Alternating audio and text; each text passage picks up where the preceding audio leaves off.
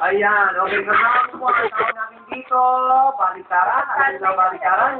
At ang pato na bubuhay natin, 4 kantos, yung 4 puno, kain po sa pupunan ng mga numero. Abangan niyo po, dito sa kabuuan ng linggong week number 26. Week number 26, inaasahan namin na sana meron pa tayong magawang milyonaryo. Makikipagpunto muna ako sa ating mga doktor. Okay, eto si Chani Lipnika. 8 buwan pa lang si Chani na physician. At saan ka ano tawag doon? Nagpa-practice. IUP, po sa Imus, Cavite. Sa Imus, Cavite. Meron ka na bang makikikwento sa amin? Nakaranasan mo sa paggagamot dyan sa Imus. May isang patient na nag-arrest ko, CPR ako. Tapos after...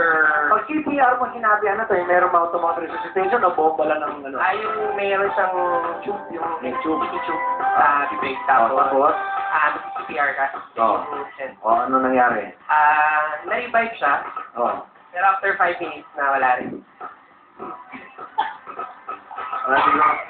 Wala mo kung ano gagawin. Makikita ko reaction ko siya. Doon sa pineso niyan. Pakitest mo ang buzzer mo, ang karakter ko si Chani, no?